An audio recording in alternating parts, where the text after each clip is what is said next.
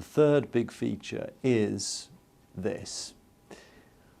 We've had this feature in games so far, in games like first-person shooters and RTS games. Imagining having a full co-opable RPG game. I can't think of many RPGs that are full co-opable. I love RPGs, but I've always played them on my own.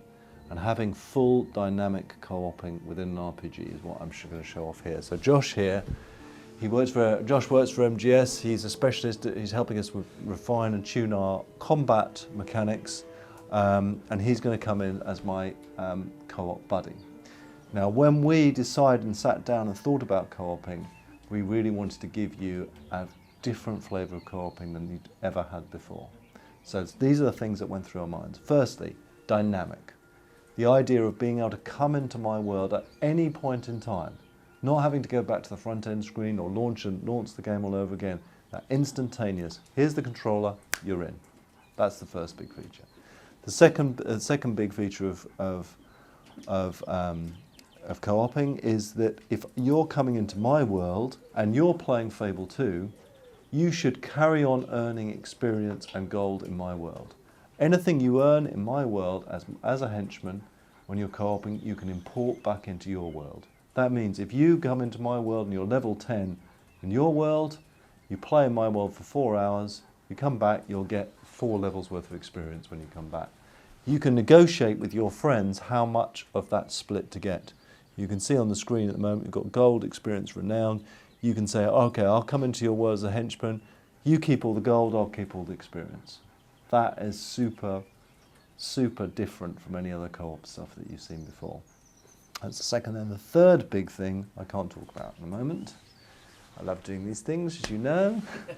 But this is just couch stuff that we're talking about. So let's have a look at what that looks like. So here we are. Josh comes immediately into my world. He's here straight away. He is able to do everything that I can do. All of the combat stuff he can do the same. He is able to use all the expressions and the emotions, and we can emote together. We can do this in the middle of a town. We can chat up girls together. We can, I can show him my world.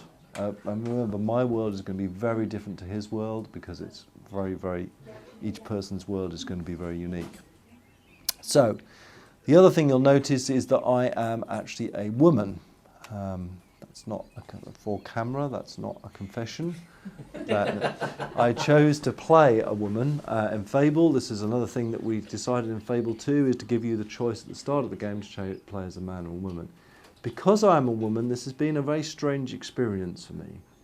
I can now appreciate more of the sort of female side of life because I've had to go up and chat up men and they've cast me aside.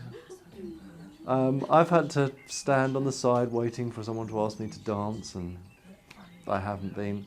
And eventually I found someone who took me out, and I asked them to marry me, and we got married, and we had unprotected sex, and we ended up with a son, and that meant I got pregnant.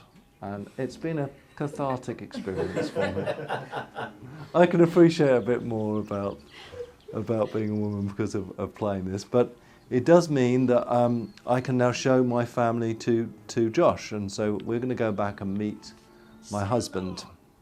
I could, by the way, stop off at this shop and buy my husband a present, but I'm going to save all the money because I know that my husband needs that money. I am responsible. I'm the breadwinner of this family.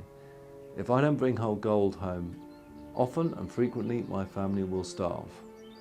Now, unfortunately, or fortunately, Fable is all about freedom, and one of the freedoms of this game is the ability to go back home, and if your family is starving, to whip out an apple pie or a piece of meat or whatever and consume it all in front of your starving family, with them pleading for food. Now that may be something that revolts you, hopefully it is, or it may be something that you'd like to do. That freedom is completely up to you. Anyway, let's go and see it.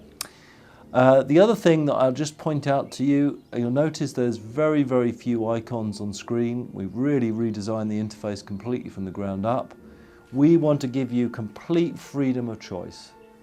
If you don't want to pay attention to something, just ignore it. So at the moment, the game is telling me there is something interesting to look at, that little look at trigger. If I press this trigger now, I will now go and see what that's looking at. You could also see the dog growling and pointing out that something out. So we're very, very pleased where that interface is going. So